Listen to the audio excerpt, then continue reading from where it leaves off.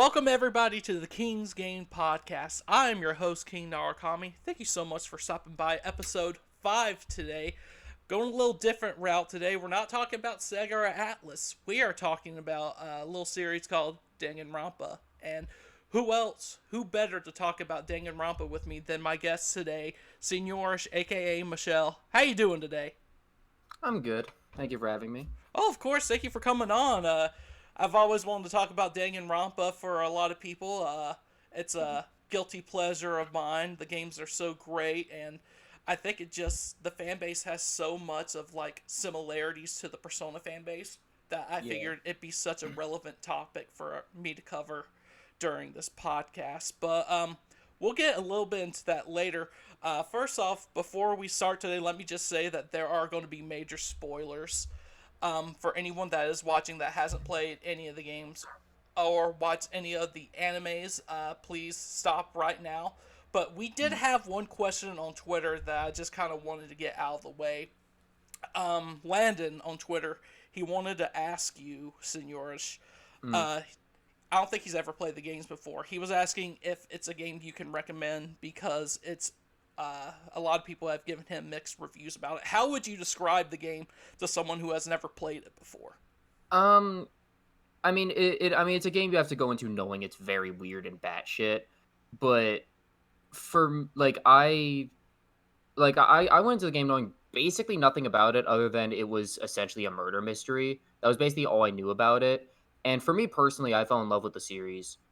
Um, I say all four mainline games are worth playing, 100% in order of release being 1, 2, UDG, V3.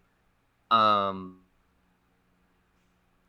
and I highly recommend them personally if you just want like really compelling but also weird freaking like visual novel style game. Like that's kind of Oh, it's my a way of always very recommending it. niche kind of game. Yeah. It's really out there. Did you ever play any visual novels before you got into Danganronpa, Michelle?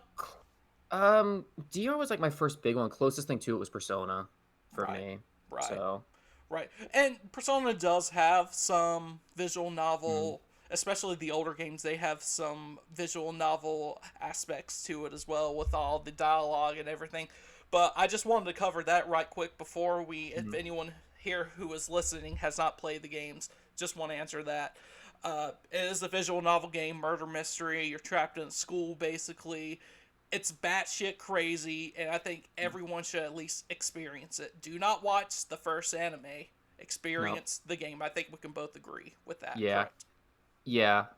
As well as although the writing style is definitely very different from Persona, one thing they have in common is both being very character focused. So if that's something that interests you, then Danganronpa is definitely worth looking into. I think even if you don't like visual novels, I Mm, haven't played I hadn't played a ton of visual novels before I played Danganronpa. mm, Um, it actually got me playing more of them. I'm going to be starting Steins Gate soon, and I mean I'm all into it. I love the yeah. visual novel, especially if it's portable now for me, which I Mm, played Danganronpa on my PS4, but I use a lot of remote play on it. yeah. So it's just a series to really experience. If you're a Persona fan, if you're a visual novel fan, I know my girlfriend is. She loves Persona and she's enjoying Danganronpa right now. Mm, But with that out of the way, let's go ahead and get this episode started, guys, right quick. The topic for today includes how we both got into Danganronpa. We're going to be discussing our favorite games and characters and why the Persona and Danganronpa fan bases are so similar to each other. We kind of touched on that already, but I'm sure we can mm, go on and on about that. But yeah. before we start, let me just ask you, Michelle, how did you discover the series? Was it a recommendation? How did you start playing it and when? So I remember a big thing for me was so I got into it basically off the heels of P5. This is like a good few months after getting into Persona 5 and, playing that game. And Persona, for me at least back then, was kind of the first fandom I really got involved with and really got to be a big part of it. 'Cause that was also around the time I started getting active on Twitter. So I kind of got really active into like sort of that Persona 5 part of Twitter. And there was just a lot of overlap with Danganronpa. And I wanted another story-driven game to play, and I wouldn't play Persona 3 for another 2 years. So I got into Danganronpa, basically just because the main thing was just I really liked the game's aesthetic. I remember the only thing in terms of, like, the games themselves I'd actually seen before actually playing them was I'd seen the opening movies of each game. Um, Apart from that, though, yeah, I knew very little going in other than there's a bear and people die. Yeah, there's definitely a bear, and I think that's Yep. the best way to go into the series. I mean, you hear Mhm. all this stuff about what it is and everything, but you don't actually know what it is, to me, until you actually experience it. There's a whole difference between hearing about the game, like I'm sure I bug my roommates to death about the Mhm. series, trying to get them into it. It's about an anime, a murderous bear, and students killing each other. But it's really, if you just explain it like that, you don't get like the full idea of what it is unless you actually play the game. It's Mhm. definitely an experience from start to end. And I'd also I remember I'd also heard of this guy who wore a green coat named Nagito people seemed to like. I knew nothing about him other than the fact that he was a fan favorite, and I'm really happy I knew nothing about him until I actually played DR2. oh yeah, Nagato was like, I don't know if you were big on Tumblr or anything. I know I wasn't, but my No. girlfriend is, and you saw Nagato everywhere. I know on Mhm. Tumblr and everything. I was like, who the hell is this anime guy right here? I wasn't really into anime at the Mhm. time. I didn't really get into anime until like 2018, 2017. But I kept on seeing him before then. I'm like, who the hell is this guy? And why does he keep on appearing on like every single website that I Yeah. fucking go to now? But I think the best way to go into the game is to your expectations should be okay, this is a visual novel, there's going to be some mystery. I think you should go in blind. Other than that, Yeah. I really hate to tell people what it's about because I feel like I'm spoiling part of the game Mhm. for them. Yeah. Have you gotten into any situation where you've recommended the game to somebody and they've loved it, or they've gotten spoiled or anything? Have you ran into that at all? Did you ever get spoiled while playing the game? Um So I base the only Danganronpa game, as far as I remember, that I really got spoiled on was V3. I didn't get spoiled on like I got spoiled on nothing in 1 and 2, and I don't really think anything in the only thing I knew about V3 was just that my queen was in it. But apart from that, like I barely got spoiled on anything until V3. I think that's a big thing with like streamers and stuff. I know Danganronpa's a great game to stream reactions and everything, Mhm. but everywhere you look on the internet, if you just like Google search like Kaede, Mhm. you'll Yeah. automatically know what the fuck happens. Like there'll be a picture or something up there. There's no way you can Yeah. avoid spoilers even if you just Google search the series. So Yeah, unfortunately. yeah, and I think that's a big problem. I know my oh, I heard that Persona 5 Yeah, ringtone in the background right there. I'll mute the phone. I forgot. I always forget to do that before I do anything. Hey, that's okay. That There we go. honestly, hearing anything Persona 5 related almost gives me a sense of calm. I played Mhm. Persona 5 during look at us getting on. This is a Danganronpa podcast, so I'm talking about Persona 5. Um It's fine. uh, I always talk about Persona 5 no oh, matter the subject. oh yeah, it doesn't fucking matter. Um it's like whenever I hear like even a song or just a soundbite from Persona 5, I get into this calm. I played it when my anxiety level was so fucking high, Mhm. and that was like the only thing that like calmed me at the time. So it's like a sense of it's like hearing it's like the most nostalgic feeling to me now. I remember me and me and my friend Oziak, also known as Adam, we freaking like we kind of talked about it and just kind of said like, yeah, it's in one of our discussion videos on his channel where he was just where both of us agreed. It's like, yeah, the Persona 5 logo, it's like a magnet for us. If we see it, we're like, all right, I'm walking towards that now. Even if it's the terrible anime, we're gonna walk towards it. Yep. No, because I remember the story specifically was like I was in like Walmart and I just saw the logo for Strikers and I was like, I'm gonna go look at that. I already own the game, but I'm gonna go look at the game just to know it's real. Man, I completely understand that. It's definitely one of those iconic images that you see now. Yep. But enough about Persona for now. We're going to get back Yeah. on that later. We could be on here all night talking about Persona, I'm sure. But another question I wanted to ask you about Danganronpa. You know, it's gotten very popular over here. Hmm. It released originally on PSP in Japan. Yep. That got a cult following. It released on the Vita as well when it finally came over here in the West. It never got a PSP release over here in the West. And it just started blowing up afterwards, especially, you know, YouTube on YouTube, and I've seen TikToks and stuff about it. Why do you think the series got so popular over here in the first place? It's a very niche kind of thing that you want to play, you know? So, Um, I mean, I'm not entirely sure. Part of it, part of it, I think it was partly memes, just because of like how, again, weird the series is, and even if you've never played Danganronpa, you know who Nagito Komeda is and stuff like that. But I think that was part of it. There also, I think what also helps is even though it's a visual novel, which is a very niche genre, it's like one of the most accessible visual novels. It's like that and Phoenix Wright are like the big accessible visual novels, yeah. just because like especially Danganronpa has like a lot of elements that aren't just reading text. It's also walking around the school, choosing who you're going to hang out with in free time, doing the investigations, doing all the mini games and trials. Like it doesn't feel like a VN too much when you're playing it in the way that something like I don't know, Doki Doki is the one that comes to my mind because I don't know a lot of obscure VNs, but something like that where it's just it's just blocks of text and that's what you're gonna do for the whole game. Oh yeah, definitely. And I think one of the major aspects that people don't talk about Danganronpa to me is the music as well. I Hmm. absolutely love the music of the series. I think it's so underrated and not talked Yeah. about enough. What was your favorite track off of the Danganronpa series, if you don't mind me asking? Um. Uh. I've always been a huge fan of just the Danganronpa main theme, just like Mm-hmm. that song, just in general. My favorite version is the one in UDG, which is why I'm sad it's the only one that doesn't have a full extended version. But yeah, all the Danganronpa theme variants I love, and any of the investigation themes. Those are kind of like my big ones for just my favorite songs. Gotcha. One of my favorite songs has to be the Rise and Shine Ursine, the one with the Mhm. Mono Cubs when they appear in Yeah. V3. Like, every time I hear that song, just a big smile comes to my face Mhm. and everything because I know some weird shit was happening at the time.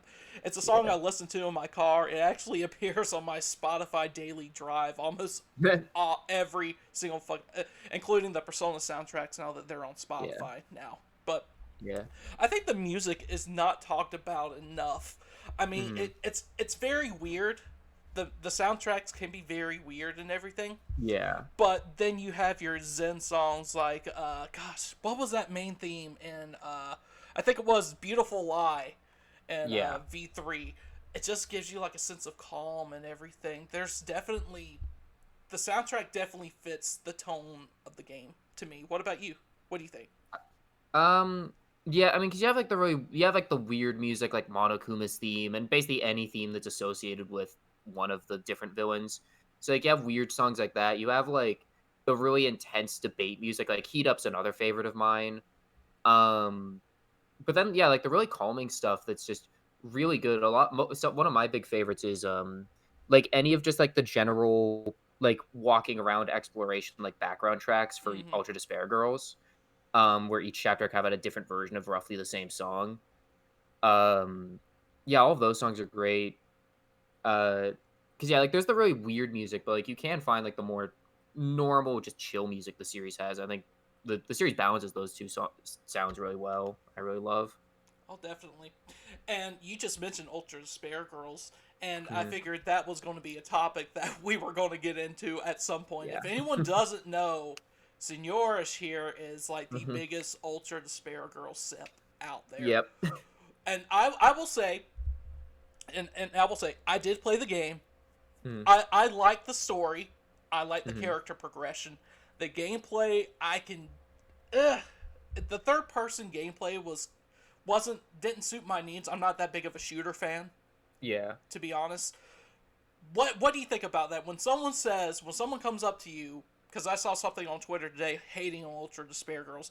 Someone Mhm. comes up to you and says Ultra Despair Girls is such a shitty game and should not belong in the franchise. What would you say to that? How do you usually respond? I mean, because my whole thing with it is, it's like, if you're a Danganronpa fan, you're here for the plot.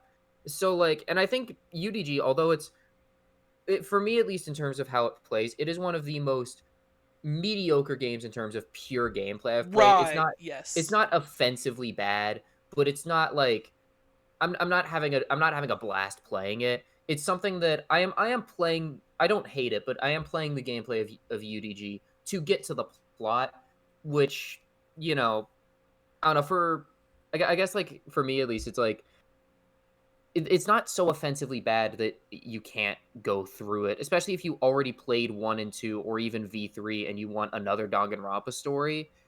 If the gameplay is your main hurdle, I don't think that should be too big of a deal, especially considering how much I personally adore the story of UDG. Oh yeah, definitely. UDG hit on some very serious topics that other games didn't touch on whatsoever. But Mhm. UDG is I I think I didn't appreciate it the first time I played it, but looking Mhm. back on it now, like there was what was the little redhead girl's name? The little girl.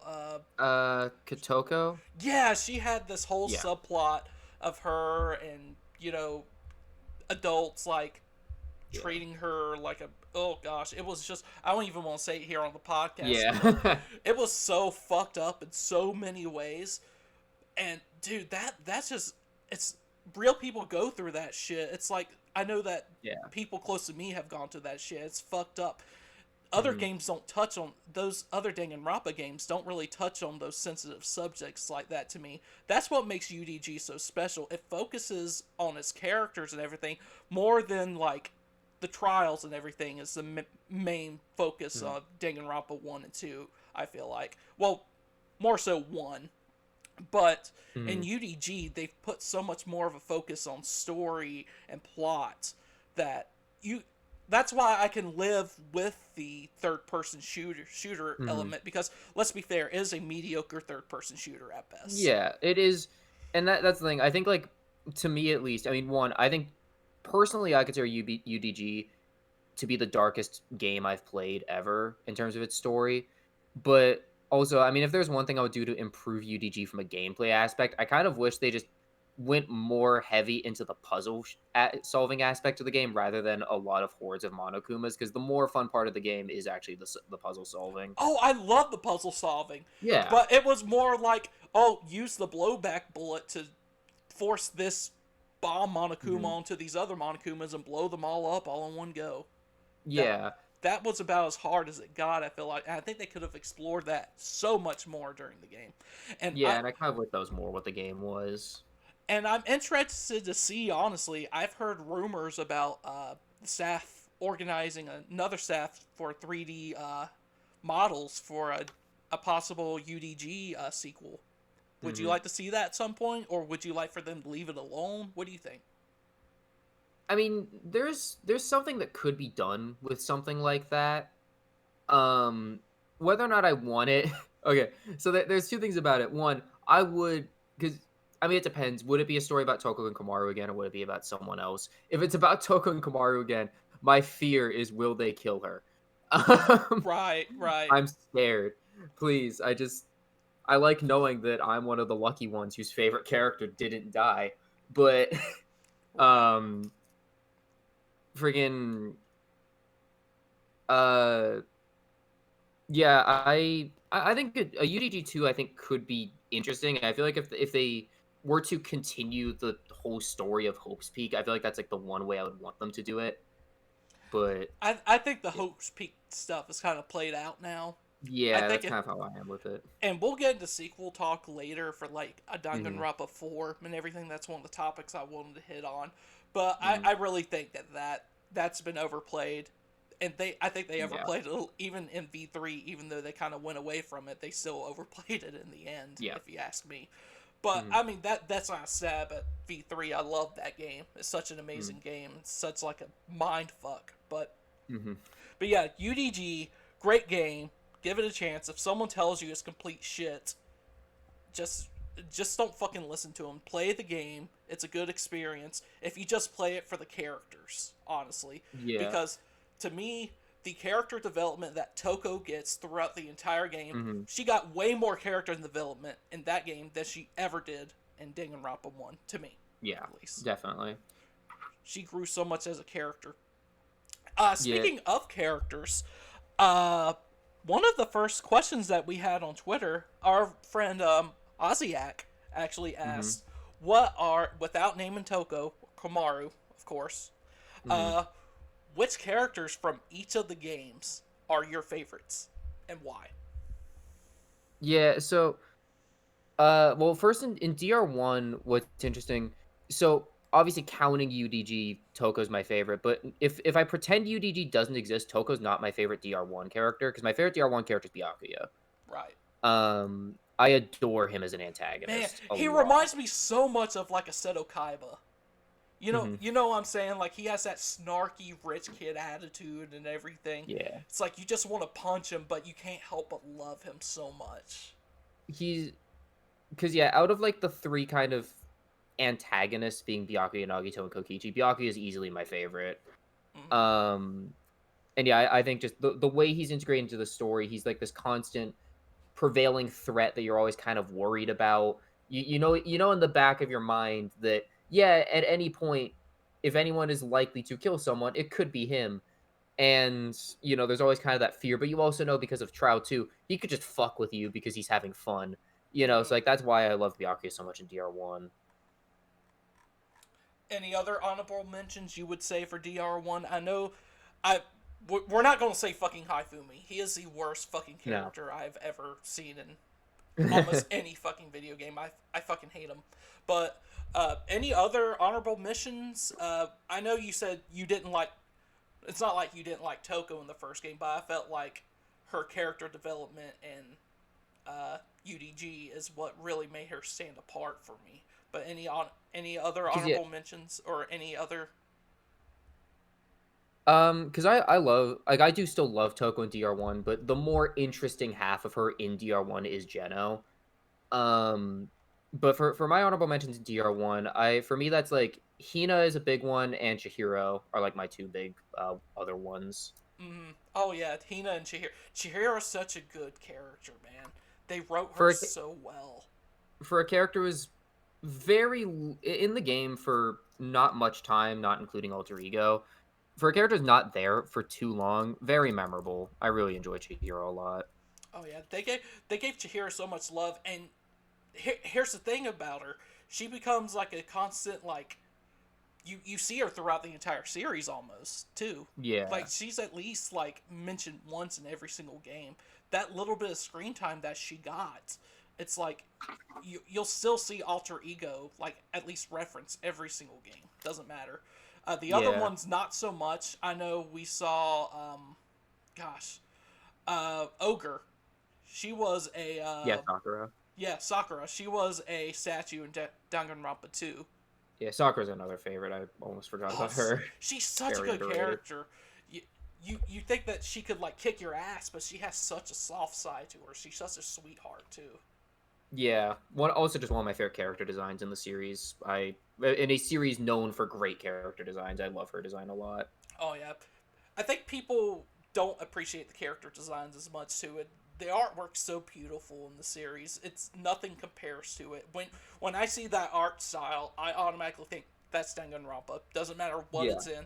I know a lot of people try to mimic it now. It's just so Hmm. iconic to me. Yeah, very very distinct, very well done art style. It's one of my favorite art styles ever. Oh, definitely. Danganronpa 2. I know you're probably going to say Nagito. Um, I do love Nagito. He's not my favorite. My favorite in DR2 is Fuyuhiko easily. Yeah. And why is that? Um, I mean, I think he has. I mean, I think for me at least, the most heartbreaking moment in the game is the end of Trial 2. So there's Yes. that. I love his growth throughout the whole game. I love just kind of I don't know. It's like such a natural progression from this guy who has nothing but contempt, seemingly for the first two trials, growing to become a much nicer person who actually cares and wants to help everyone while still having that edge to him. And the way he is constantly going through his grief after losing Peko throughout the entire game is just so fantastic. Man, I adore Fuyuhiko a that lot. that killing scene at the end of Trial 2 with Yeah. Petco and everything, man, that literally brought a tear to my eye when I saw Yeah. that. That was because you didn't really see that side of Fuyuhiko before. He always played himself as like a typical Yakuza, doesn't give a fuck about anything. He'll beat your Mhm. ass at any point. But then you see that side of him that really cares about Peko, trying to save her and everything. It brought a tear to my eye. I was literally crying during that scene because it's Yeah. pretty much the only person that Fuyuhiko cared about at the time. He didn't know that he did until he was about to lose her. Yeah, and also very something else I love about him. The game, like you have like that line in chapter 2 where he's kind of like, if I wanted to, I could kill someone, and it kind of makes you think he's going to be the Byakuya of this game, and then they completely subvert that in a really well done way, and I love that about him. He easily becomes one of my favorite characters as well. Hmm. Uh, I hate to say it though, but my favorite character in DR2, this is probably the most lamest answer, Hmm. but I love Chiaki. I think Hmm. she's such a well written character. I think her design's great. Hmm. And man, seeing her at the end of Danganronpa 2, and you said for anyone out there, Señorish hasn't seen the entire Danganronpa 3. Did Hmm. you see the scene at least with Chiaki, her death scene in Danganronpa 3? I know about it. I've never properly seen it. It's so like, oh my god, you need to see it at some point Hmm. because it's Yeah. just so hard to watch. That was the Hmm. hardest thing in Danganronpa for me to watch. Danganronpa has some of the grossest killings, some of the most Yeah. like fucking like depressing shit. But seeing her clench on to life until the very end, seeing her Yeah. die like slowly, like you just gotta watch it. Anyone who has not seen Danganronpa 3, I really suggest at least giving it a try. If you don't, Hmm. just at least watch the side with the Danganronpa 2 characters. It's so good. But Hmm. for me, Chiaki's got to be my favorite from Danganronpa 2. I think they write her so well. You Hmm. really care about her. What are your thoughts on Chiaki? Um, because my way of looking at Chiaki, especially since I haven't seen DR3 yet, I always think of her from the perspective of DR3 in sort of like the way they clearly initially wrote her, which is that she was never a real person, and they basically made her a real person in 3. But in the context of purely 2, the idea was basically just supposed to be she was just created to be an AI to make everyone be friends. And I love the way that aspect of her is written. I love, especially in Trial 5, where she's trying to tell everyone that she did it, but she can't because it goes against how she's programmed. I adore all of that. Whenever she's, talking to Hajime during Trial 6 and getting him to snap out of it, all those moments are fantastic, as well as just really fun humor. I sort of like that sleepy girl humor, I guess is the way I describe it. Just Sleepy girl I love humor, that. yes, definitely. She does have that sleepy girl humor. Uh, Yeah. V3, favorite character. Um. So okay, I have kind of two, because I think to me at least like the best written character is Shuichi, but my favorite's Miyu. Oh, man, I love Miyu so much. Miyu, if you're listening to this, please step on me right now. Yes. Yes, Agreed. yes, 100%. Like, just bash my brains out. I'd be okay with that. Anyways, yeah, Miyu. What makes it so? What I know, I have my reasons for loving Miyu, but what Hmm. are your reasons? What made her Uh, click for you? um, I mean, because for me at least, because like I said, I think Shuichi's the best written. Oh yeah, Miyu's mainly just my favorite because I find her just entertaining. I I love her shtick. I personally, it never got old for me. I love just the way she interacts with other people is just so ridiculous. She's very over the top, but not in a way that kind of annoys me like a couple Danganronpa characters do. Um, her I she love that she tells aspect of some of you. the grossest jokes but it's just okay to me. Like that's like, oh, that's just Miyu just being silly and everything. It's Because just her personality. for me, it has to be written well. If it's not written well, then it's the worst thing ever. But when it's written well, I do love very crass humor. Like I love Has Been Hotel and Helva Boss. Like I love that kind of stuff. If it's written well in a way that's actually funny, because there's a lot of adult media that tries to write crass humor like that, and it's just not funny. Right. If it's done well, though, that's some of my favorite humor, and Miyu does it really well to me. And I love her design as well. And Yeah. she has such a great arc. I feel like Hmm. seeing her, like, man, her death like really hit a note with me because I was attached to her character. I loved her so much. Her humor was great. I think Hmm. she really developed a lot of character throughout the entire thing. And then when she died, I felt like a part of me died along with her. Like, oh Hmm. my god, what happened? I miss her so much. And to me, the game wasn't the same. That's why V3 wasn't my favorite game because I didn't get. I Hmm. think it's because Mew wasn't there the entire time. But you're right. Suichi is probably the best written character, especially after Hmm. what happened to Kaede. Another question I wanted to touch on while we're on the subject of V3, you know, that first trial really bucked the system in terms of, your Hmm. typical Danganronpa trials. What did you think of? I know the first trial kind of gets a lot of hate because people were excited to Hmm. play as a female protagonist and everything. But what were your thoughts about the first trial, how it ended, and how the game ended up being from then on? Because they kept that really secret that, Kaede's not going to be the main character after chapter 1. So unfortunately, one of the few things I was spoiled on in V3 was that Shuichi was the protagonist and Kaede died. Unfortunately, I was spoiled on that. Despite that, though, Trial 1 is actually my favorite part of V3. I adore the way that whole trial is set up. Even knowing what happened, I can still see how well they actually subvert your expectation to, where you don't quite realize it was Kaede until the moment the game starts to reveal it, and you kind of have that. You're getting the realization as Shuichi is of who did it, which I think makes it work really well and part of what gets you attached to Shuichi pretty quick.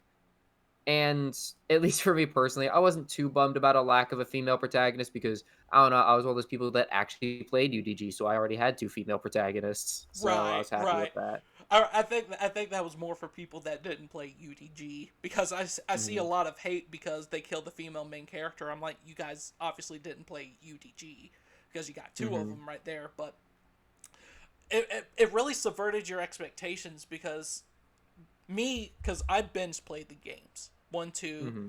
UDG. I watched 3 and then played V3 all within like a Hmm. span of a few months, and Hmm. it was such like a mind fuck to me, and a part of me didn't want me to realize, oh my god, they're actually going to kill the protagonist right here. Kaede Hmm. actually did it.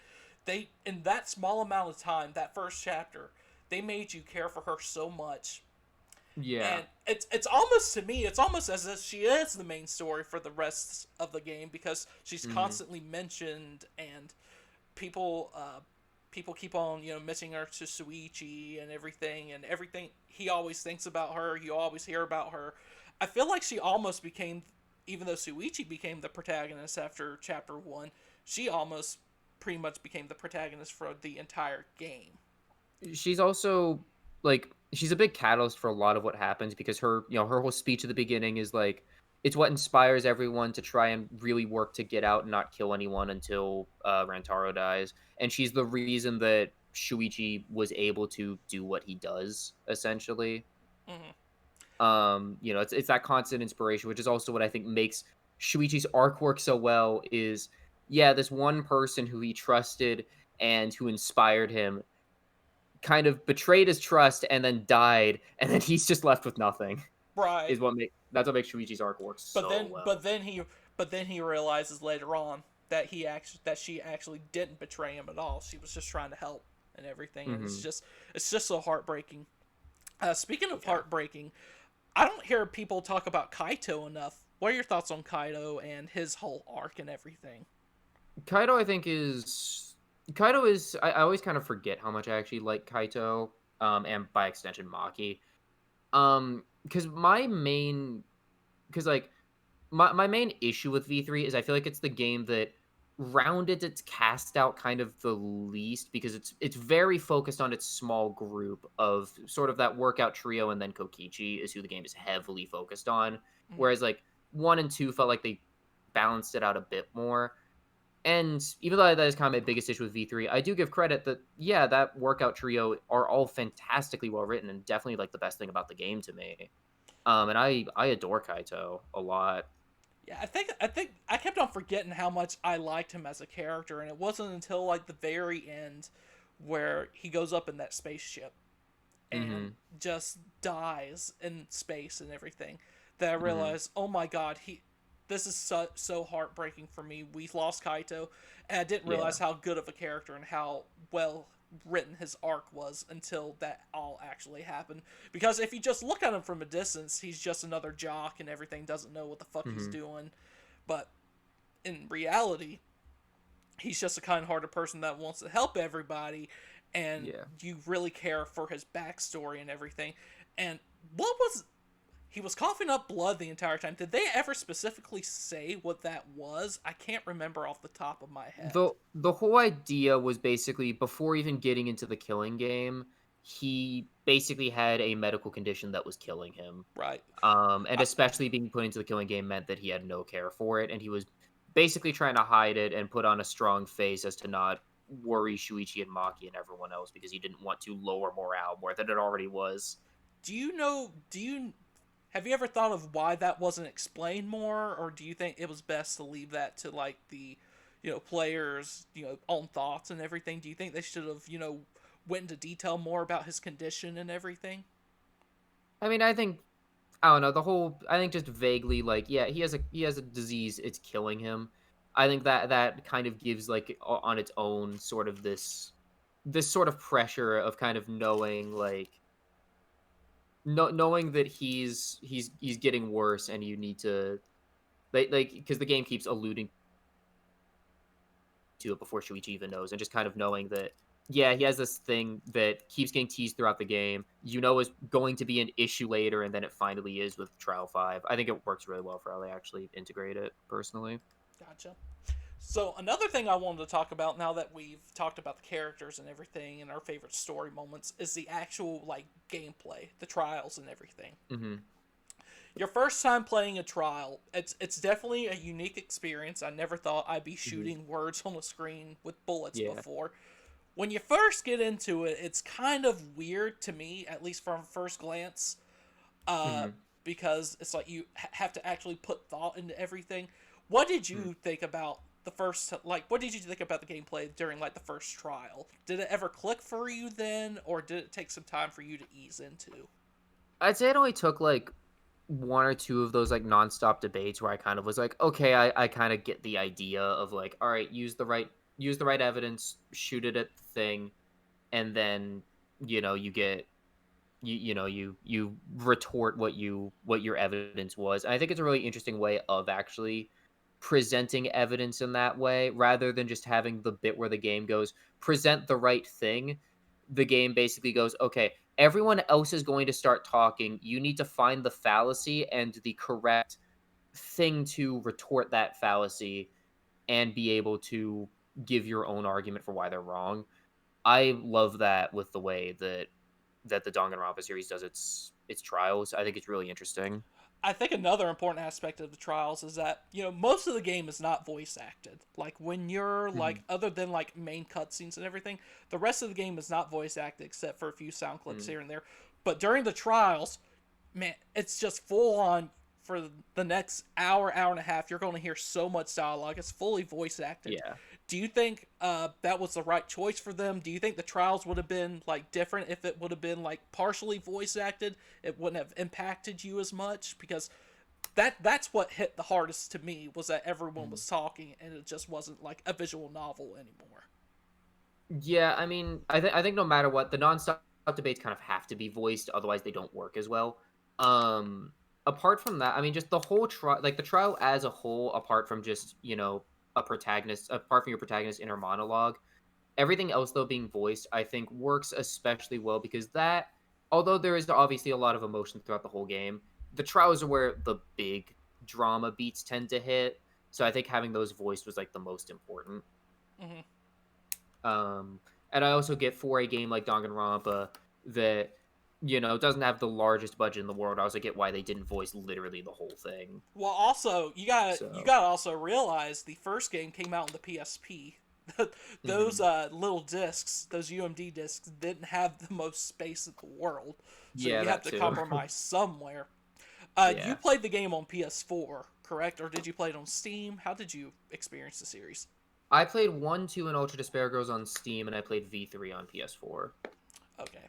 Okay, gotcha. I just wanted to ask that question. I didn't know if you played it on Vita or anything, if that has how you experience the series. Yeah. That's just something I want to get out of the way too. But yeah, it definitely the trials and everything is way different than any murder mystery game that I've ever played. At least, it's very unique in that aspect. Now, the walking around and everything. I know in DR1 it kind of is an enclosed space. Mm-hmm. Did you enjoy that more? Did you like DR2 system more, where you're like running around the whole island and everything, or did you usually fast forward everything and try to get to your next objective? Um, yeah, I mean, I tend to just start fast traveling in any of the games. Um, that was typically just how I got to whoever I wanted to hang out with. The only places I really tended to walk was in investigations. Um, apart from that, though, yeah, for free time, I pretty much always fast travel. Gotcha. Do you remember any specific your favorite free time moments or anything? Any specific memories resulting from that at all, off the top of your head? Um, I mean, there's definitely a good few free time event moments I love. Um, I mean, it's expounded upon more in UDG, but I love Toko, or specifically Genocide Jack, explaining why she exists. Mm-hmm. Byakuya's entire backstory is one of my favorites. And similarly, Tugami's free time events are extremely underrated, and I love those. Um, those are a few of the big ones for me that I always remember. Oh yeah, I thought the free time events. That's another aspect to me that can get people that like Persona into the game as well, because Hmm. in Persona you have these social links and everything. This is kind of like a similar Hmm. take on that as well, where you spend Yeah. time with these like people, develop a like a quote unquote friendship with them, and then you get rewarded at the end of it for it with their underwear, of course. Of course, the most important part of the game. That's how any friendship like is maxed out in real life. That's how I Hmm. treat my real life friends. If I don't have their Yeah. underwear, they're not truly my best friends. Hmm. So another question that we had on Twitter as well. We already answered the one about what got you into the series. Thank you so much, Pig Dude, for your question. Mm. Another question that we had on Twitter was from Johnny Guitar N64. I think we know Mr. Johnny. He wants Mm. you to summarize the entire series in a haiku form. I saw that, and I don't know if I can do that. I don't know if I have the level of talent required for that. I definitely couldn't do that. But if you were to summarize the series, okay, let's say this: the most vague way to describe the series. Oh, what was the description? Yeah, that was it. I think my favorite description of Danganronpa I've ever heard actually came from my dad. My dad described Danganronpa as it is Saw meets Big Brother, and that is the best description I've ever Oh heard my of this god! series. That So, kind of makes sense. Why does that make sense?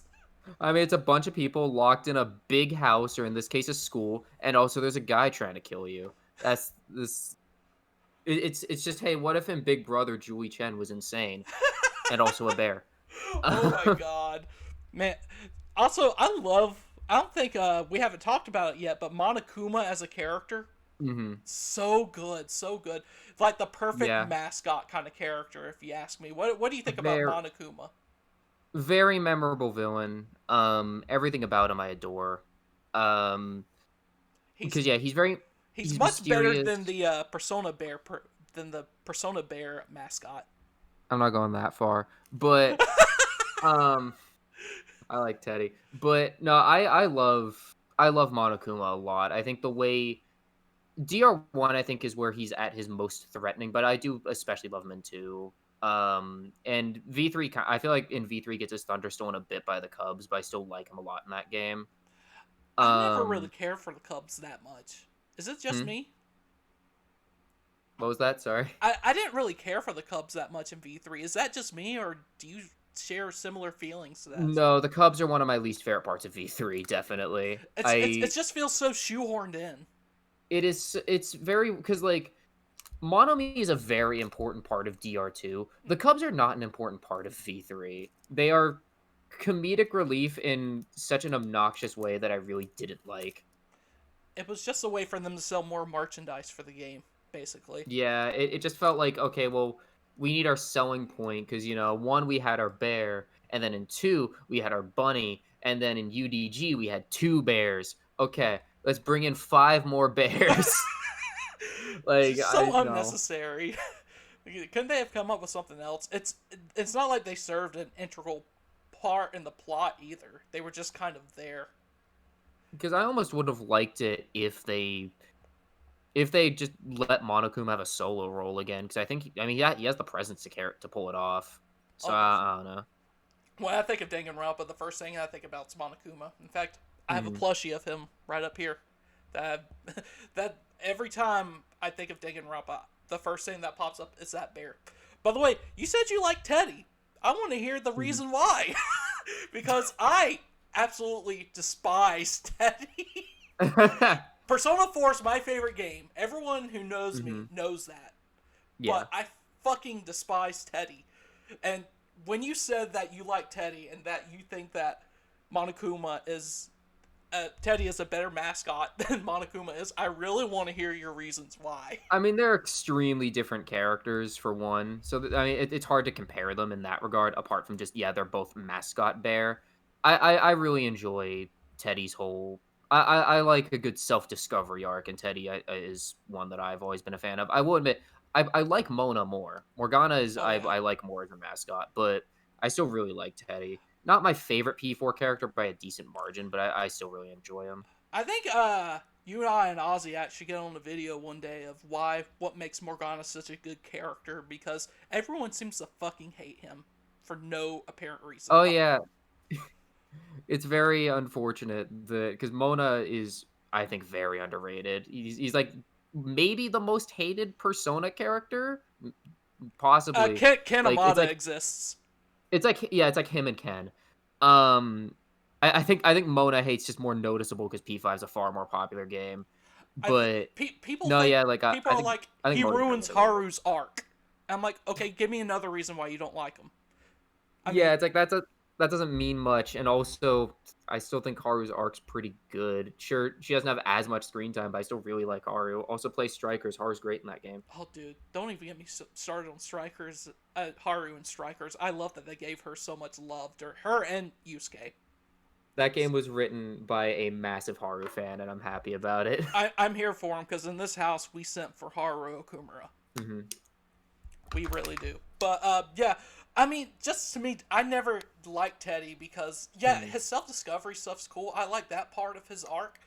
But he just sexually harasses people the entire time, and it gets on my fucking last nerve. I'm like, good God, I know he's just a oblivious Yeah, bear and everything, but god damn, just stop. for me, that's I like that. That's definitely for me. That's just a general issue with Persona 4's sense of humor. P4 bounces between really funny scenes and really obnoxiously not funny scenes. Like Unnecessarily anytime horny, basically. that, as well as the big thing I always remember is just Yosuke's completely unnecessary homophobia. Yeah. But I apart from still like that, Yosuke as a character. I feel like he was still discovering himself to an extent because I think he had questions for himself too. Especially, there was files hidden in the game about him, having a romance arc with you. yeah, I've seen that. Yeah, I there is some homophobic undertones, but I think It's it's like in the sense of he's just discovering who he is. no, I'm not defending it at all. But you get what I'm saying, yeah. right? My issue with it is it's like no, definitely because it's like it's clearly it's not meant to come off as like it's not actually meant to be homophobic, and they're clearly just trying to portray Yosuke as being kind of just very insecure. The Right. problem is they never really resolve that, so it just feels uncomfortable as the game keeps doing it. Right. So, But anyways, let's talk about Persona for a second. I knew we would get on this tangent. yeah. Another question that I got on Twitter is Mm, from at Spinball12, and this is a very good question. The question is Toko and Kamaru. mm-hmm. Yes. Yes, 100%. And it's Mm-hmm. a picture of them sleeping in the same bed together. It's important. That image, it's one of the best parts of Ultra Despair Girls. If you ignore the fact that Kamaru's missing her ahoge, apart from that, that image is beautiful. Yeah, we just forget about that right there. Just seeing them just interacting with each other and everything, being like Mhm. besties in the bed right there. You love to see it. It's You the, really love to see their relationship. I think I love them. the reason I like Toko so much is because she comes off as someone that doesn't really like people, but she has Yeah. such a great arc towards Kamaru, even though she called her the Hmm. wrong name on purpose all the time, Omaru Yeah. and everything. She really Mm-hmm. started to care for her, and that's what really like. And I love Genocide Jack as well. Aaron Fitzgerald does Mm-hmm. an amazing job as Genocide Jack, Absolutely. but she also does a great job as Chie. But Yep. but I just feel like her arc in UDG was sorely needed for her character, because I'm not saying I Mm-hmm. didn't care for her in Danganronpa 1, but it's apparent that they gave her so much more love in UDG. What did you think about Toko and DR1 compared to after Ultra Despair Girls? Because, like I said, in one, I still loved her, but I mostly loved her because she was insane and, to me, the funniest thing in DR1. Um, like I really liked her in DR1 for that aspect. UDG, so I was excited for UDG to have a game where she was basically the lead role. And the main and like, I was expecting the main reason I was excited to see her again was just because I liked her and I thought she was funny. I did not expect her to not only become, I think the best Danganronpa character, but one of my favorite fictional characters, period. I adored, yeah, I grew to just adore Toko so much throughout UDG. My favorite moment in the entire Danganronpa series is the boss fight against Genocide Jack and the cutscene that follows that. Oh yeah, Um, definitely. yeah, it's like going in, I was just excited to see more of her, and I was really happy they wrote a story for Toko. The other character, while we're on the subject of UDG again, Mhm. what did you think of Kamaro as a protagonist? I think she was miles better than Makoto Naegi. Naegi. Yeah, yeah. So Kamaru's my favorite protagonist with Haji. Well, Toko's my favorite protagonist as well as Kamaru, with Hajime very closely trailing behind. I adore Kamaru as a protagonist because, I mean, she is written to she was basically written to go along well with Toko. And it works really well of kind of this sort of like this optimist paired with this nihilist, but also kind of, Kamaru, but also there's the fact that Toko's kind of a realist. And I like the fact that they kind of trade off who's being more positive, because Toko's very much a nihilist, but when Kamaru's down, Toko gets her back up, even if for the first half of the game she's doing it for selfish reasons. So that they balance each other out really well. And just the way that they're written like that, and I love that about Kamaru so much. And also, she's just funny, and yeah, I like her a lot. Is that your favorite part about their relationship with each other? Is their interactions and how they feed off each other? But what do you think is the best part about their relationship, and what makes you cling to them so much? Um, because okay, so the thing about so for me, I have what I refer to as the hierarchy, which is my five favorite fictional characters ever, which is and yeah, fifth is Taiga from Toradora, fourth is Kamaru, third's Toko and Geno. They're kind of tied. Second's On from P5. My favorite fictional character ever is Lily from Kadowa Shoujo, a game that only I've played. It's free, play it. Hmm. But um no, Toko and Kamaru instantly became two of my favorite fictional characters. And for me, there's a number of things I love about them. I find them both funny. I love the way they interact, which is 90% of the game, which is great, is just them talking and either having really good heart to heart moments or just saying dumb stuff where you're reading the dialogue of them like they just found a book and they're talking about it. Just every moment with them on screen was a joy. There was never a portion where they were on screen together where I was tired of them. Oh yeah. you could see that connection, and then by the end of the game, when Toko turns down going with Byakuya to stay with Mhm. Kamaru, I felt like was a huge moment for her character as well. Yeah.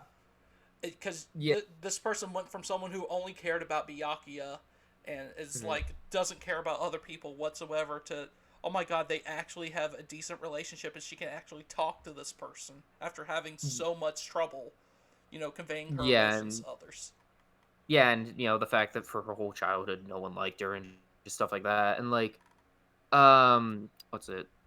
Uh because my the I if there's always like the moment that I can point to, which is the moment Toko became my favorite Danganronpa character, was actually in it's right towards the end of the game, and it's when Monica's like, here's the key to Byakuya's room. You can go get him. Just leave Kamaru here. And Toko basically says, all right, give me the key, but I'm not leaving Kamaru. I'm taking both of them with me. That was the moment Toko became my favorite in the series, easily. Um, while we're on the subject of UDG characters, Haiji, that is the Hmm. example of a character that I liked, and then one scene ruined him completely for me. And And that and that's you, for context, you're going into a room and everything. Actually, I want you to explain this for everybody, right quick, Michelle. okay. I want you to explain it. So this is chapter 4. So this is tail end of the game because UDG doesn't only has 5 chapters, where the rest have 6. So this is right towards the end of the game. There is just one line where I don't know. It's meant to be a joke, but it's so uncomfortable that it doesn't work as a joke at all, and it's just stupid. Which is the moment where like Toko's basically saying like, you know, Toko says something along the lines of Toko being Toko, just being like you better not be coming on to us or whatever, and Haiji basically says like, nah, I like him younger, much younger, and it's like As young as they uh, can be, or something along those lines. yeah, which As is young as especially. possible. Yeah, and it's very blatantly obvious what he means because Toko and Kamaru are only like 18. Right. So, because I think, as far as I know, yeah, because as far as I know, I believe Toko's 20 and Kamaru's like 18 or 19 in UDG. Yeah. It's So, just so, I it's don't just, think uncomfortable's the word. It's just like, ugh. well, That is lesson 101 of how to just completely, to me, it just ruined the character completely for me. I because, had a moment of, wait, pause. What the fuck well, did he because just say? it's unfortunate because, like, aside from that, Haiji's a great antagonist. Like, he's a really well-written, compelling antagonist, but this one stupid line is the only thing anyone remembers of him, and I don't blame people for that. It's going to be the thing you remember about him is the most unlikable part of him. But I wish that wasn't in the game because then, people might appreciate him for being a good antagonist. The other But antagonist of the game, Monica. What did you think mhm. about Monica as a character? Mo- Monica. So I know Oziak. Monica's actually his favorite villain. He actually likes Monica more than Junko. I don't quite go that far, Mm-mm. but I love Monica. She is unsettlingly just like this level of evil that is unmatched Just in a lot of playing on media. people's emotions is just so dark and everything. Getting them to do exactly what she wants to do, almost mind controlling them to an extent. Yeah, she's creepy. She's unnerving. You kind of. She's just completely insane. Um, and yeah, just very effective villain. And the way like it's kind of clear from the beginning, but as the game progresses, the more and more you realize how much she's just controlling the rest of the Warriors of Hope and the way that she's very much manipulating them into doing this killing game. So it's Just constantly reminding them of their trauma just to make sure they keep hating adults and stuff like oh, that. definitely, it's so fucked up on so many levels. But she is such a Hmm. good antagonist. Not Yeah. not like any. To me, she might be one of the weakest antagonists in the Danganronpa series. But even saying that, that's still a high bar for me.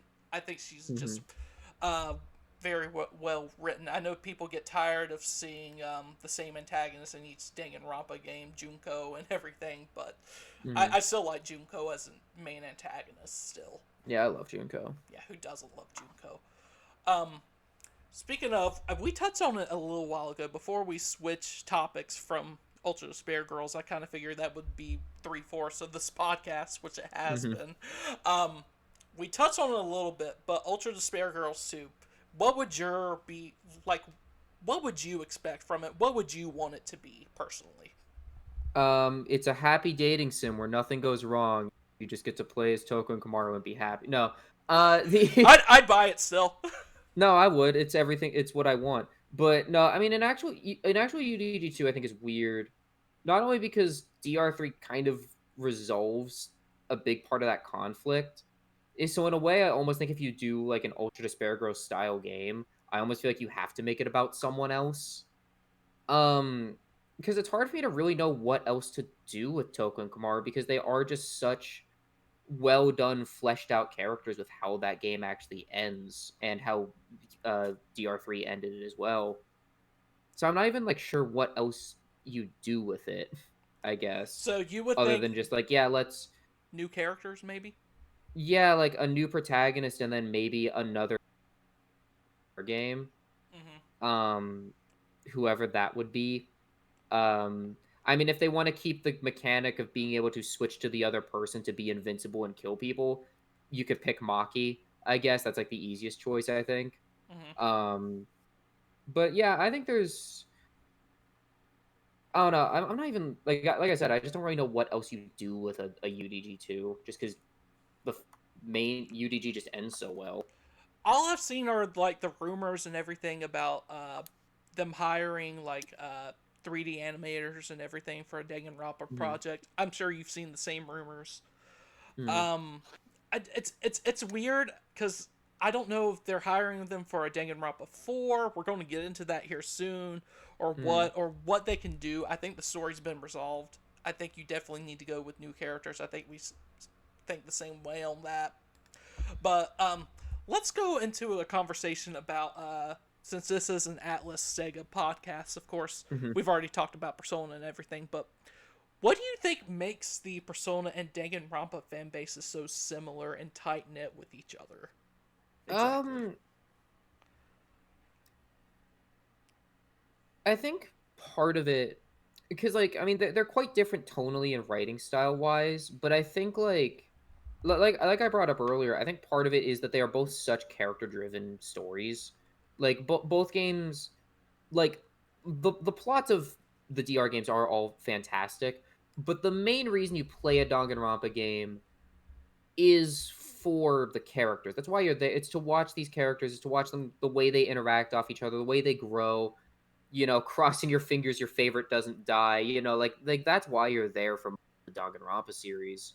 So I think I think that's a big thing because Persona obviously is a very character series with the whole social link mechanic, which is like the main drive, like the main thing people like about the Persona series, the whole the social links, the just so much focus put on two characters and the way this group interacts, and I think that's the big overlap that comes in for these games. Hmm. It's not the fact that they're two similar games. They couldn't be more different from each other. Mm, But it's I think it's like the music for one. The music's mm, amazing, character mm, driven. Because at the end of the day, Persona still is half social sim and everything, and yeah. with social aspects and I mean it's the same for Danganronpa almost. At the end of the day, it's kind of like a social sim in a way because you get to Hmm. explore and do free time events and everything. The fan base just seems so tight knit. I see a lot of overlap between the two fan bases. So I just wanted to get your thoughts and opinions on that as well, because I know a lot of people that listen to my podcast and follow me on Twitter. At first, I was Mm, surprised when I said, "Oh, I'm going to start Danganronpa today." How many people actually responded and said, "Oh my yeah. God, you're actually going to play that? That's amazing!" and everything. I was so like taken back. I knew it was popular, but I didn't think that the fan base extended that much into the Mm-hmm. Persona fan base. Yeah. Um, I think it's also part of it could also just be kind of a timing thing because UDG and P or not UDG V3 and P5 came out not too far apart from each other, so I think that helped as well. Hmm. So there's a bit of overlap there. So that might also help. All right, so we got one last question from Twitter, and it's actually one of the things I wanted to cover towards the end of this podcast. We've been rolling for about an hour. I think the conversation's been great. I've enjoyed having you on the show so much. But Hmm. just a few final thoughts, right quick. One more question that we had on Twitter is if a new Danganronpa game were to come out if the series continues after V3, what would you like to see? And the question comes from Laugh Out Luke. Thank you for the question.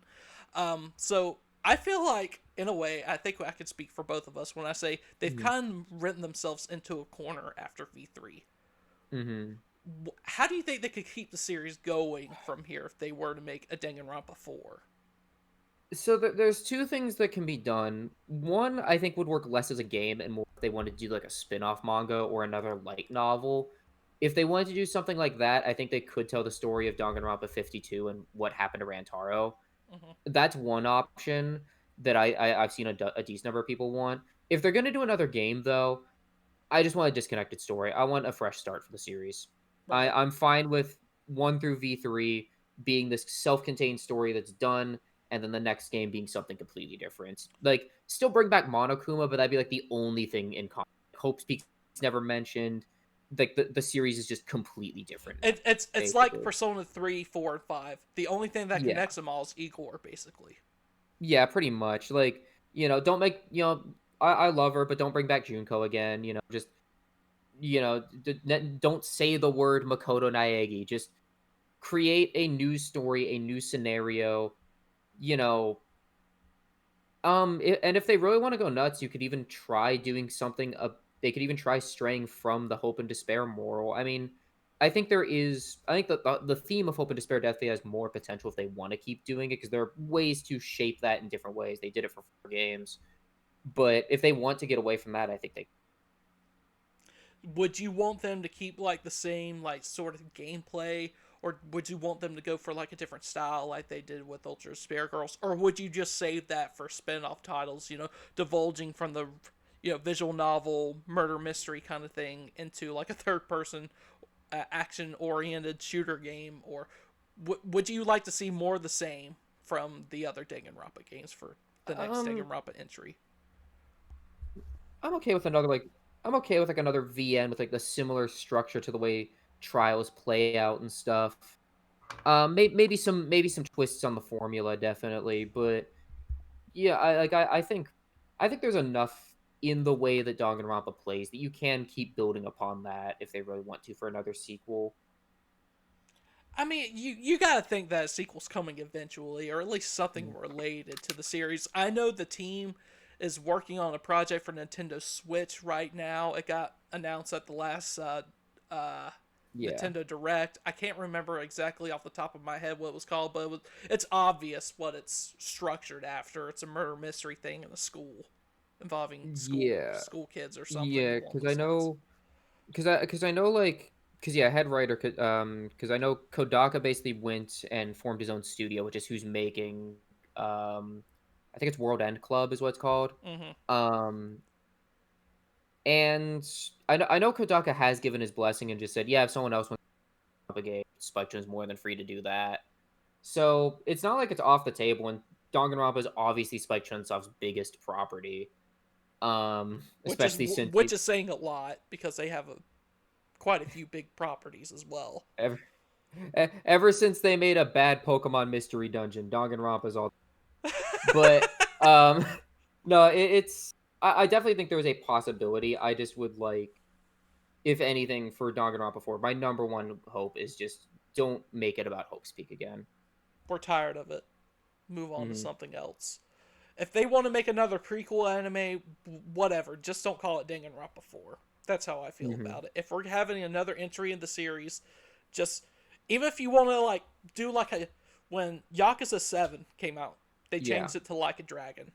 Don't even Hmm. call it Danganronpa 4. You could call it Danganronpa something else. I don't care. Hmm. But if we're having another main entry into the series, I feel like we need to separate it from the other ones because I feel like at this point Hmm. the writers have written themselves into a corner. I think what also and also a fresh start. I think also is a good business decision, just because that means like it's easy to market this as you can just jump in and play this. It's not like something like V3 where it's like, yeah, you got to study up, play the games that came before it. you don't got to do that with this, which I think is also part of, also what works for Yakuza. Where like, yeah, Yakuza 7 references the other games, but you can't just jump into 7. That's what I did. Right. So By the way, what did you think of Yakuza 7? I adored it. Fantastic game. Oh, me too. It's my game of the year, 2020. It was up there. Because me and Oziak on my channel did a game of the year discussion. Our game of the year was predictably Persona 5 Royal Right. with, because yeah, my games of the year for me, it was like, first was P5R, second was like Hades, third was 13 Sentinels, and then fourth was Yakuza. Oh, 13 Sentinels is such a good game. I just finished it Absolutely. recently. Fantastic, yeah. It's just like chef's kiss at the end. I actually, because they were selling, they were pretty limited quantity. They might have like a few of them left, but they were actually selling plushes of all of the I protagonists. saw that, yeah. Yeah, I managed to get my two favorite characters, Nenji and. So yeah, they're sitting over there next to my on plush. I'm still waiting for some Miyoko merchandise. Yeah, I wish. I love Miyoko. Miwako's amazing. I was gonna say this is something that makes me and my friend play 13 Sentinels angry to no end. So there were 14 plushes, which is really annoying because so they did every like Sentinel user except Tamao. They just didn't do Tamao. Right. They did Okino, even though he's not one of the protagonists, but they forgot Tamao, and it makes me upset. that that is pretty weird though. Tamao serves a big point of the plot and everything. It's just so weird that they would do that. But because like you'd expect like okay they're just gonna do the 13 protagonists and just not do Okino and Tamao, but no, they did Okino to Tamao. right. And let me just say, 13 Sentinels. I know this is a Danganronpa podcast, but now we're starting talking about 13 Sentinels. Oh my gosh, just such an amazing, like, visually stunning game. Like, Vanillaware really outdid themselves. And I'm so glad that I feel like it's gotten a lot more recognition lately because there was little to no marketing when it came out. I think word of mouth is still very big. And I feel like even my roommate, who has only played Persona 5, he's not big into anime or anything. He's heard about it. And one day randomly, I got back home to my apartment. And I was like, hey, how was your day? He's like, good, I got 13 Sentinels. I'm like, you fucking what? Like, what? I'm so confused. You don't even like anime like that, bro. Well, I got it. It's ATLUS, and I like the art style, so it looks like a cool story. I've heard so much about it. Yeah. Like, bro, you just fucking blew my mind, because I never really mentioned it that much. Yeah. And now I won't shut the fuck up about it. Yeah, because Adam got it, and basically he tried to convince every single person on planet Earth that he could to buy the game. Oh my gosh. Well, ATLUS didn't do the marketing job. He just took it to his own hands. Yep. Because, my god, that game got... Okay, so did you know that there's a Yakuza spin-off game for the PS5 releasing this coming week? Is that the Judgment remaster? Yes. Yeah, I heard about that. There's been little to no marketing for that as well. So, yeah, I just remember like seeing the first teaser or whatever for it. A bunch of people saying like, yeah, it looks like worse than the it looks like worse than the original version. Yeah, I've seen that too. The only thing is that I'm a simp for 60 FPS. So when I hear that buzzword, I'm like, oh my god, I need it. But everyone play Judgment, by the way. I don't care if you haven't played Yakuza, play Judgment. Great, great mystery game. Yeah, like I knew it was happening. I just didn't realize it was coming out soon. Yeah, it comes out still a bit away. Yeah, it comes out Friday, but there's been little to no marketing for it. The marketing for 13 Sentinels was just like, oh, here's a character right now. Oh, did you know he really likes Yakisoba? And that's about it. No actual gameplay.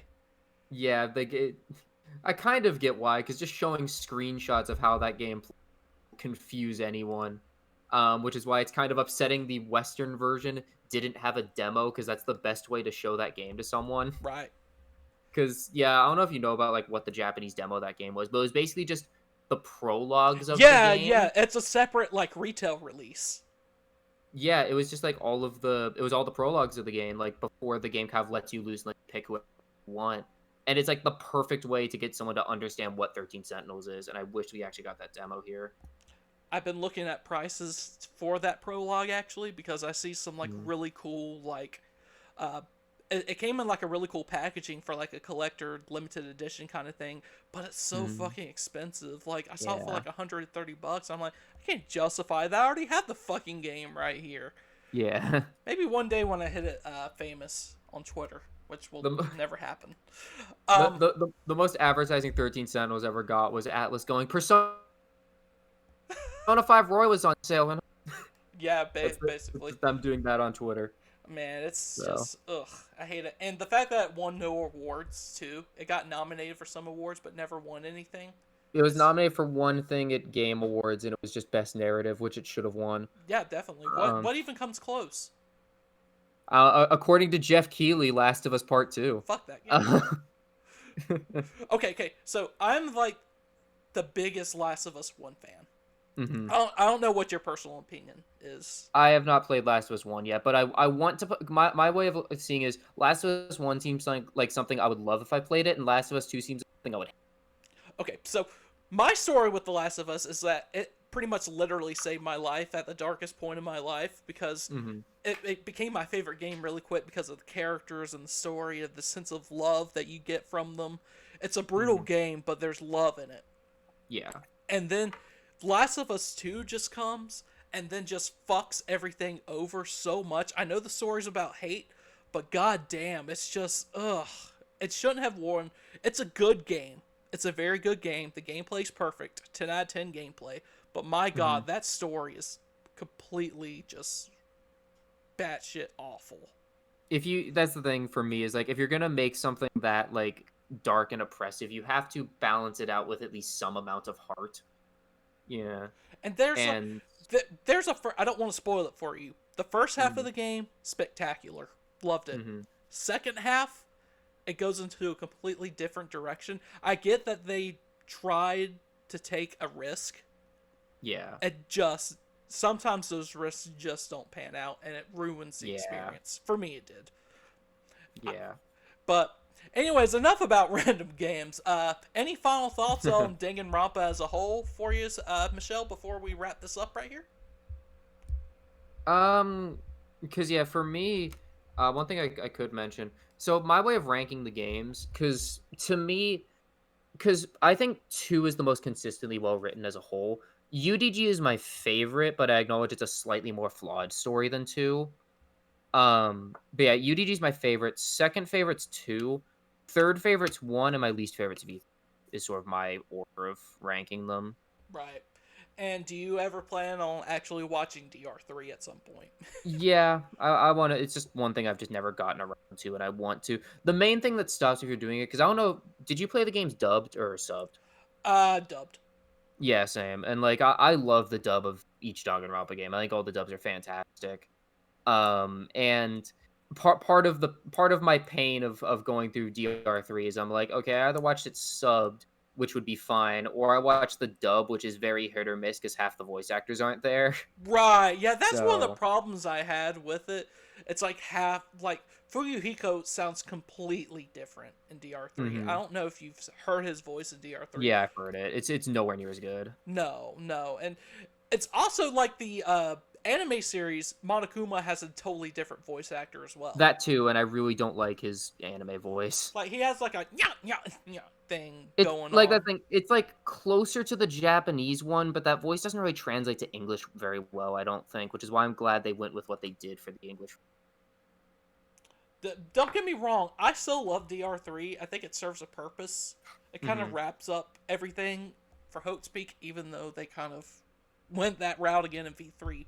But I mean, it's still good. I urge everyone to watch it at least once, even you, Señorish.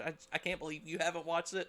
You're like the Yeah, biggest Danganronpa simp I know. 'cause, I mean, I get it, like it's not even like it's necessarily hard for me to do it. I just tend to put off new media a lot, even if it's something I know I'd enjoy. And DR3 is just something I just had to get to eventually. Oh yeah. Um, I agree with your Yeah, ranking of DR2, by the way. Top of the list. yeah, It's got to be best story, best characterization, for me, at least. Other than Ultra Despair Girls. I have my own yeah. reasons for not liking Ultra Despair Girls, and Hmm. I'm glad that we could discuss that today. Because at Hmm. first, when I first played it, I didn't like it that much because of the Hmm. gameplay. I thought it was a little like repetitive and everything. But once I got like into the story more, and Toko and Camaro interacting more with each other, it became like I probably enjoyed it more than my time with DR1. Honestly, I love Yeah. DR1 so much, but there's just so much Hmm. stuff that's dated in that game. One is a bit hit or miss with some of its trials. It's still overall a fantastic game, but you have like some trials, like Trial 3, which is like one of the most predictable outcomes of any trial. Um, and just stuff like that. When DR1 hits well, it does it really well, but it does falter sometimes. And I think it's just being the first game, honestly. Yeah, they were finding their footing, and you can also tell that game didn't have the biggest budget in the world, and it was like this weird experimental idea that worked out for the most part, and then they were able to really polish it up for two and make something really special. I wonder what the series would have been if DR1 would have been localized the time it came out in Japan, and Hmm. DR2 would have been further down the line, like the same time it came out in Japan. Do you think that would have changed it at all? Because I know we got Danganronpa 1 and 2 basically at the exact same time over here in the West.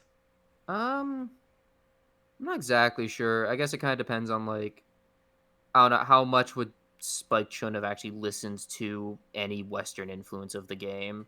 Like, would they have actually listened to the Western audience, or would they be kind of one of those studios that barely pays attention? Right, because it just got so much word of mouth and hype that someone had to localize it over here. It took them a few Yeah. years, and there were fan translations and everything, and it was just so popular on the internet that they kind of had to come together and get someone to actually dub it. But I still wonder Yeah. how different it would have been if it would have been like localized for a release when it first came out in Japan. Yeah. I don't know if it would be as popular. But anyways, yep, we that's about the end of the show. Right, quick. We both love Danganronpa, and I'm sure we Mhm. can discuss more stuff about the game in the future as well. But thank you so much for being on the show with me Mhm. today, Michelle. It was a pleasure, and I had a good time with it. Yeah. Thank you for having me. I had a lot of fun. Oh, definitely. And thank you guys so much for joining episode 5 of the King's Game podcast. Episode 6 coming soon. I'll be announcing details on that later. Until then, you can go ahead and tell them your handles, Señorish. Um, I am Señorish everywhere. Senorish. I'm most active. If you can follow me on Twitter, I'm pretty active there. I post opinions people don't like. Um, talk Oh a my lot about gosh.